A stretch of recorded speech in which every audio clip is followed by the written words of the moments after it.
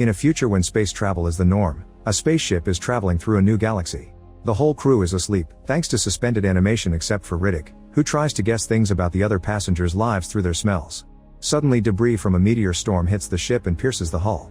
The computer immediately activates the alarm and wakes up the main crew, however the debris goes through the captain's pod and kills him. Pilot Carolyn and navigator Greg stumble out of their pods and rush to the control panel, only to discover that the ship has been pushed into a planet's atmosphere and the gravity is making it descend at a very dangerous speed. Greg tries to call for help, but the communication antenna is damaged. Carolyn rushes to the pilot chair and releases various parts of the ship before putting it into a roll. The spaceship slows down a little bit, but it isn't enough, so she has no choice but to drop the passenger pods. When Greg realizes what she wants to do, he blocks the airlocks. Carolyn tries her best to stabilize the ship as it begins to come apart and a piece of metal breaks the front window. Eventually the ship lands on the planet and slides on the ground for a few miles, which makes it lose even more parts. Police officer William leaves his pod during the process and has to hold on tight not to fall through the crumbling walls. When the ship finally stops, the crew leave their pods and discover there are only a few survivors. William notices he's lost his gun and goes back to his pod to find it, only to suddenly be attacked by Riddick. Without hesitation, William hits him with his baton until he brings Riddick down, then he ties him to a metal beam. The rest of the crew opens the closed pods, finding a few more survivors but mostly bodies. Carolyn looks for Greg among the debris and discovers he's been impaled by a metal bar. They don't have any medicine because that part of the cabin is gone, so Carolyn kicks everyone out of the room and keeps Greg company while he dies. Afterward the crew checks out the planet, only to discover they're in a desert. There are mysterious spires in the distance, 3 suns, and the compass doesn't work.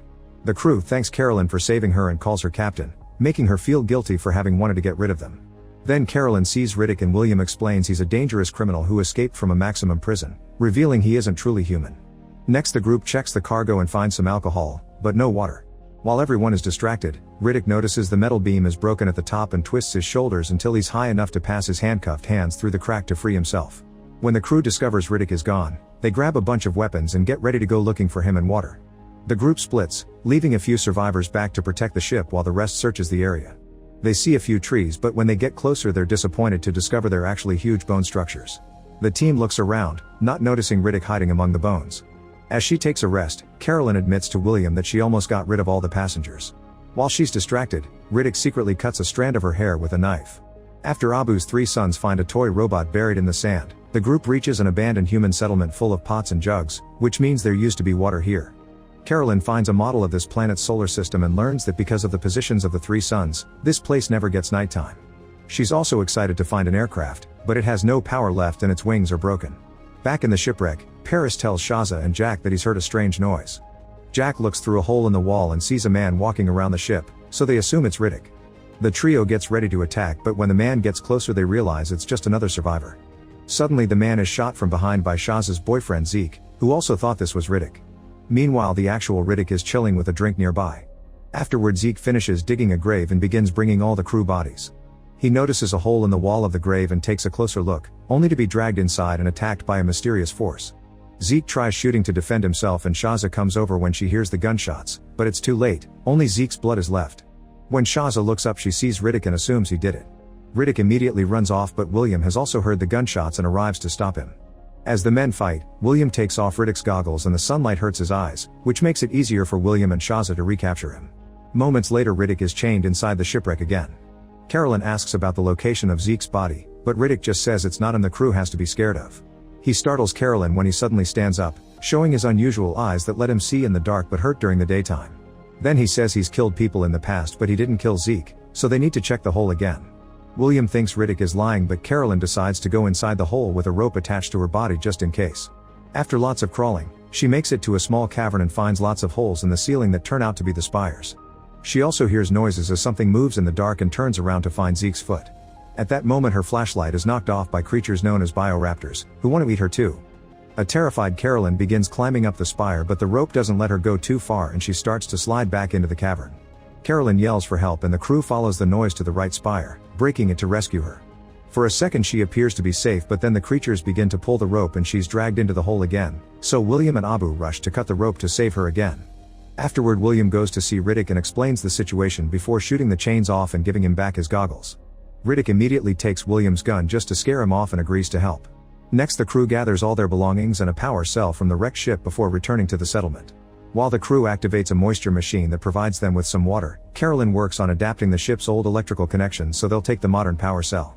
A quick look into the ship's systems reveals that it'll need 4 more power cells to launch. Looking around the settlement gives the crew a variety of tools. Jack shaves his head and puts on a pair of goggles to emulate Riddick, thinking of him as his idol. Riddick finds a coring room, which is mysteriously chain-locked from the inside. When the group takes a break, they theorize that the former residents were geologists and wonder why they left, but Riddick thinks they were all killed by the bioraptors. Meanwhile, Abu's son Ali has found a broken wall in the coring room and goes inside. He manages to open a ceiling hatch and the sunlight reveals a bunch of bioraptors that immediately attack him. Ali screams as he runs to hide in the closet, but the monsters follow him there.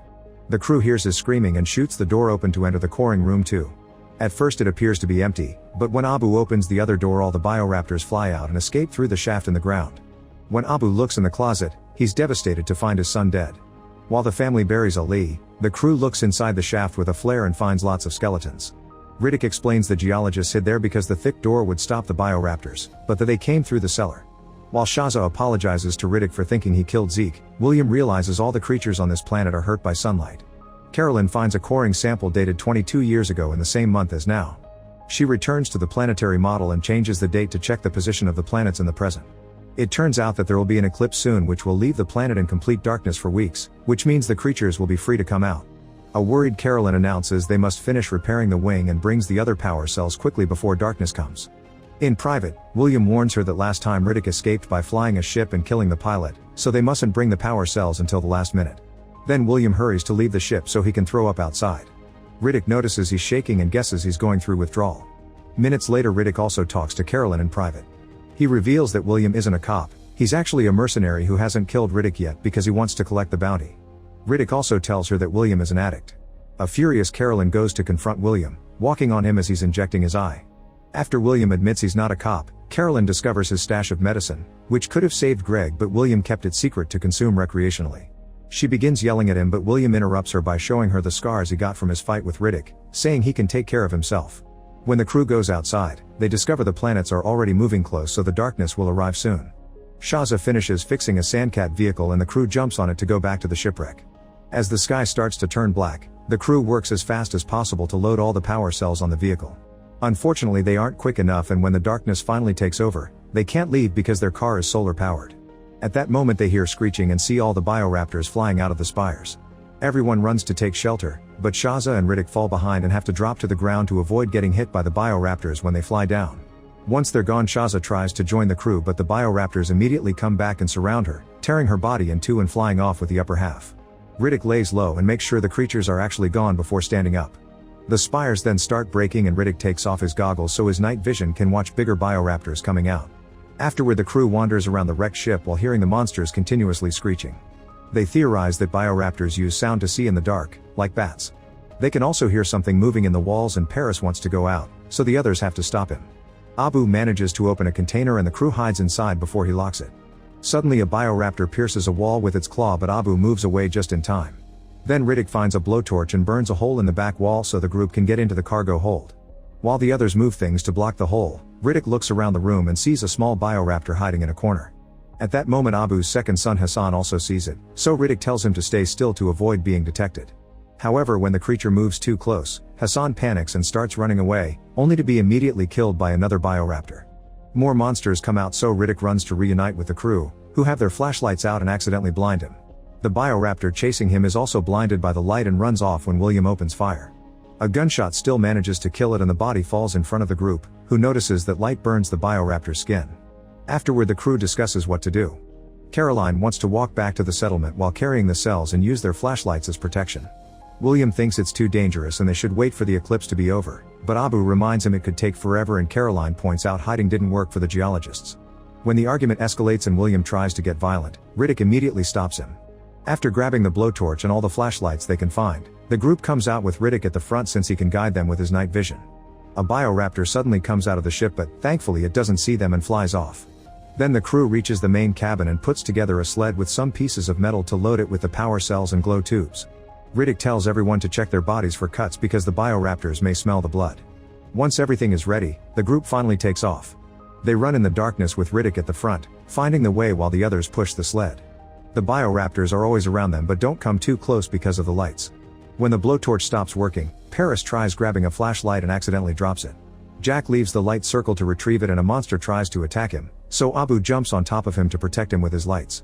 The bioraptor flies above them and William scares it with a few shots, but Paris still panics and crawls away, pulling at the tubes as he moves and breaking the battery that's keeping the lights on. Paris stops when he notices he's bleeding and takes a sip of his drink to spit it on a lighter, which creates a big flame that reveals the bioraptors surrounding him. When the fire goes off, the monsters feed on Paris, which Riddick can see in detail. After lighting some torches and flares, the team notices their own tracks on the ground and worries about possibly being lost. Riddick explains he took an extra round because he needed time to think since there's a canyon ahead. He also points out Jack is bleeding and calls him a girl. Jack admits she's actually a girl who dressed as a boy so the other crew members wouldn't mess with her. Since she's on her shark week, the bioraptors have been tracking her blood all along. Because of this, Carolyn thinks being out is a mistake and they should go back. William immediately gets angry and begins insulting her, so Abu comes to her defense. This makes William tell everyone that Carolyn almost threw them all off the ship and she attacks him to shut him up, but William easily knocks her down. Since William and Riddick keep moving forward, the others have no choice but to follow them. As they cross the boneyard, William says that Riddick should throw Jack at the creatures as bait. This enrages Riddick, who immediately starts fighting William to use him as bait instead. The gun is shot in the struggle and Carolyn tells the others to hide. William dislocates Riddick's arm, but he punches him off and just puts his arm back into place. The fight continues as both men take out their knives, attacking each other and falling to the ground. Riddick quickly recovers and slashes William's back at the same time his flare goes off. As Riddick disappears into the darkness, a bioraptor flies down to make William fall, then it stabs him with its claw and begins eating him. Afterward, Riddick reunites with the crew, who are running back to the wrecked ship. He makes them understand it's a bad idea, so they start making their way to the settlement again. As they cross the boneyard, Riddick checks a bioraptor skull and realizes it has a blind spot between its ears. Eventually they make it to the canyon and the group begins running to cross it while Riddick carries the cells. Soon the bioraptors are flying above them, but they don't attack because of the torches. Instead, the beasts start fighting each other and their dead bodies fall on the ground, so the crew has to dodge all the limbs and blood. There's a big skeleton in the middle of the canyon and the team has to slow down to cross under it. Suddenly one of the monster bodies wakes up and grabs the leg of Abu's last son Suleiman, causing him to drop his torch. Abu holds on to Suleiman and when the torches scare the bioraptor off, he manages to pull the boy back. Suleiman now has a bleeding injury that must be wrapped up. Meanwhile, Riddick is still moving ahead and Jack tries to tell him to wait. At that moment another bioraptor flies down and captures Jack under some bones. Carolyn tries to burn the creature with her flashlight, but it gets knocked off her hand by the bioraptor's tail. Riddick finally comes back and catches the beast's paws while dodging its attempts at biting him. When he has an opening, he takes out his knife and quickly kills it. Now the team can keep moving, although Suleiman has trouble running and Abu has to help him. To make matters worse, it starts raining, which puts off most of their torches. As Jack and Carolyn try to protect the last flame, a bioraptor on top of the canyon reaches down with its tail and kidnaps Suleiman, leaving Abu with no family. Then Riddick finds a cave in the canyon wall, so he makes Carolyn, Jack, and Abu hide inside with the last flame and blocks the entrance with a rock before going back to walk with the power cells.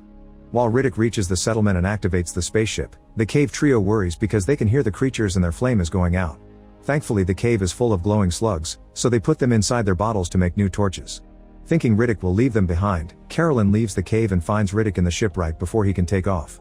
Riddick refuses to help her save the others and offers to run away together, so a furious Carolyn tackles him to the ground and reminds him she's the captain. It's easy for Riddick to overpower her and press a knife against her neck, demanding to know if she'd die for Jack and Abu. Carolyn says yes without hesitation. In the cave, Abu and Jack see the rock move and think it's over, but it's just Riddick and Carolyn saving them. Without the cells, the team can run faster through the canyon, but there still are a few bioraptors on the ground. Riddick makes everyone hold hands and keep running since the monsters just fly off at the sight of the torches. Carolyn, Abu, and Jack soon make it to the settlement and rush into the ship. However, Riddick slips on the mud while helping them and falls behind.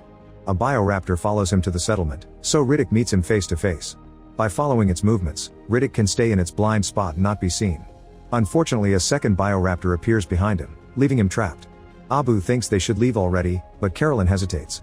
When she hears Riddick scream, she follows the noise and finds a severely wounded Riddick on the ground. He can barely move, but Carolyn refuses to give up and tries to help him. When they're about to leave, a bioraptor stabs her from behind and takes her away. Riddick collapses as he yells in grief. Minutes later, Riddick is on the ship with Abu and Jack. He powers up all the engines, only to suddenly turn everything off. A bunch of bioraptors approaches the aircraft and Riddick waits until they're close enough to activate the engines again, burning or running over all the monsters in one move. As the ship reaches outer space, Jack asks Riddick what they're going to tell the authorities later. He explains that Riddick died somewhere on the planet, implying he's become a caring human again. Make sure to subscribe and turn on notifications so you can watch more videos like this. Thanks for watching.